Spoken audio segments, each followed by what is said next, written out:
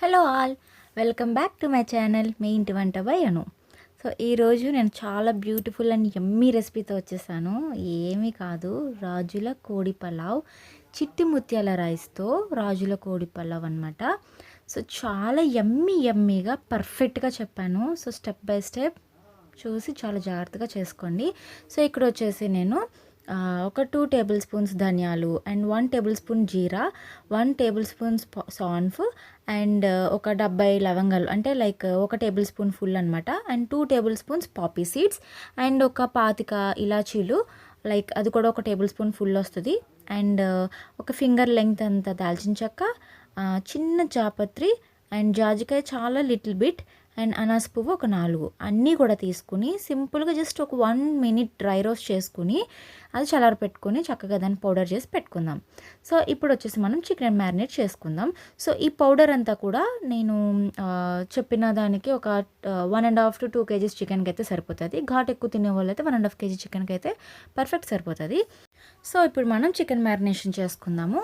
So దానికోసం ఒక bowl తీసుకుని అందులో మనం కొద్దిగా పసుపు, ఉప్పు అండ్ కొంచెం అల్లం వెల్లుల్లి పేస్ట్ వచ్చేసి ఒక 2 స్పూన్స్ అల్లం అండ్ 2 స్పూన్స్ వెల్లుల్లి పేస్ట్ వేసేసుకుందాం. ఫ్రెష్గా దంచింది అయితే చాలా పర్ఫెక్ట్ టేస్ట్ వస్తుంది. సో ఇక్కడ మనం ఆల్రెడీ చేసుకున్న మసాలా పౌడర్ ఉంది కదా, గరం మసాలా పౌడర్, దానిని ఒక 2 టేబుల్ స్పూన్స్ ఫుల్గా వేసేస్తున్నాను. అండ్ చికెన్ వేసి మ్యారినేట్ చేసేద్దాము. సో ఇందులో నేను కొంచెం ఒక 2 చెక్కల నిమ్మబద్ద రసం అండ్ పెరుగు అండ్ సరిపడినంత కారం కూడా యాడ్ చేయాలి. ఆ వీడియో క్లిప్ మిస్ అయింది, సో నేను ఇలా చూపిస్తున్నాను. సో అవన్నీ కూడా వేసేసి మనం చక్కగా మ్యారినేట్ చేసేసుకుందాము. సో అది మ్యారినేట్ చేసి పక్కన పెట్టుకుందాము. సో ఇక్కడ వచ్చేసి 1 kg చికెన్ తీసుకున్నాము. దీన్ని 1 hour మ్యారినేట్ చేసుకుని పక్కన పెట్టుకుందాము. సో ఇప్పుడు వచ్చేసి రైస్ అనమాట. రైస్ కూడా మనం మ్యారినేట్ చేయాలి. ఇక్కడ చిట్టి ముత్యాల రైస్ నేను ఒక 3/4 kg తీసుకున్నాను. 3/4 kg రైస్ చక్కగా వాష్ చేసేసుకుని వాటర్ అంతా మనం డ్రైన్ చేసేసుకోవాలి. ఆ రైస్లో వాటర్ అంతా ఆరిపోయిన తర్వాత రైస్ని మనం మ్యారినేట్ చేసుకోవాలి. సో దానికోసం సరిపడేంత కారం అండ్ ఒక 1.5 to 2 table spoons of masala powder, చెప్పాను కదా మీకు ఘాటు బట్టి మీరు తీసుకోండి. అండ్ సరిపడినంత ఉప్పు, కొంచెం అల్లం వెల్లుల్లి పేస్ట్ కూడా వేసేసి ఇప్పుడు చక్కగా మనం ఒక 3 to 4 టేబుల్ స్పూన్స్ నెయ్యి అనేది వేసుకుని దాన్ని బాగా మిక్స్ చేసుకుని పక్కన పెట్టుకుందాం. రైస్ కూడా మనకి మ్యారినేట్ అవుతుంది చక్కగాను. సో ఇదంతా కూడా పక్కన పెట్టేసుకుని ఇప్పుడు మనం నెక్స్ట్ ప్రాసెస్కి వెళ్ళిపోదాం.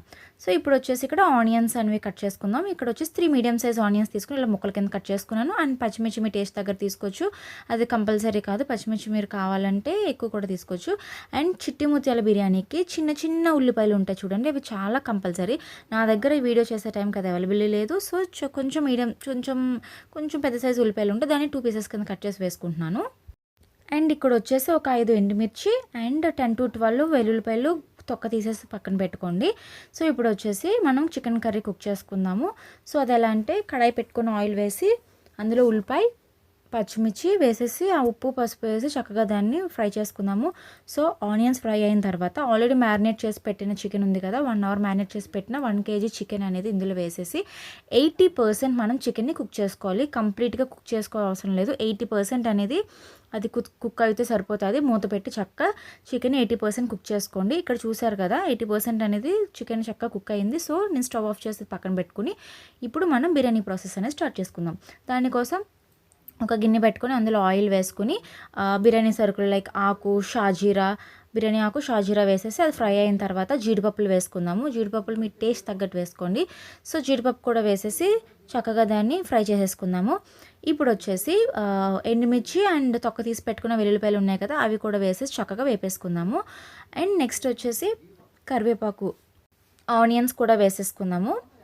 పెద్ద ఆనియన్స్, చిన్న ఆనియన్స్ చెప్పాను కదా నేను, అవి ఉంటే డైరెక్ట్గా ఆనియన్స్ పళ్ళంగా వేసేసుకోండి. సో అవి వేసుకుని ఫ్రై అయిన తర్వాత మ్యారినేట్ చేసి పెట్టుకున్న రైస్ ఉంది కదా, అది వేసుకుని రైస్ని మనం ఫ్లేమ్ లో టు మీడియం పెట్టుకుని కలుపుకుంటూ రైస్ని వేపుకోవాలి. రైస్లో మనం యాడ్ చేసిన మసాలాలన్నీ కూడా పచ్చివాసన పోయే వరకు మనం వేపుకోవాలి. సో ఇదే చిట్టి ముత్యాల బిర్యానీకి ఇదే ట్రిక్ అనమాట. ఈ రైస్ అనేది మీరు ఎంత చక్కగా ఫ్రై చేసుకుంటే, వేపితే, మసాలా పచ్చివాసన ఎంత చక్కగా పోయితే మీకు బిర్యానీ ఫ్లేవర్ అనేది అంత చక్కగా వస్తుంది.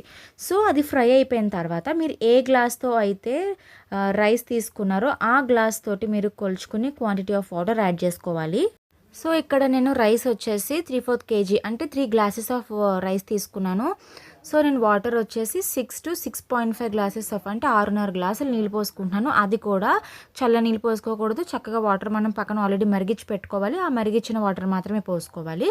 సో అది పోసిన తర్వాత చక్కగా ఇందులో కొంచెం కొత్తిమీర యాడ్ చేసుకుని రైస్ని చక్కగా హై ఫ్లేమ్లో పెట్టి వాటర్ అండ్ రైస్ మరిగే వరకు బాయిల్ అయ్యే వరకు ఉంచుతాము. ఇప్పుడు బాయిల్ అవ్వడం స్టార్ట్ అయింది కదా, ఇప్పుడు మనం 80% కుక్ చేసి పెట్టుకున్న చికెన్ ఉంది కదా, ఆ చికెన్ ఇందులో యాడ్ చేసేసి బాగా మిక్స్ చేసుకోవాలి. ఇప్పుడు మనకి సాల్ట్ కన్సిస్టెన్సీ అంటే ఉప్పు టేస్ట్ చూసుకుని చక్కగా సరిపోకపోతే ఇంకొంచెం సాల్ట్ అనేది యాడ్ చేసుకుని మూత పెట్టేసి లో ఫ్లేమ్లో కుక్ చేసుకోవడమే. అంతే, ఏమీ లేదు. మధ్యలో ఒక్కసారి మూత తీసి కొంచెం గీ యాడ్ చేసి ఒక్కసారి కలిపి మూత పెట్టి చక్కగా బిర్యానీ కుక్ చేసుకోవడమే. అంతే, యమ్మీ యమ్మీ చిట్టుముత్యాల కోడి పులావ్ రెడీ అయిపోయింది.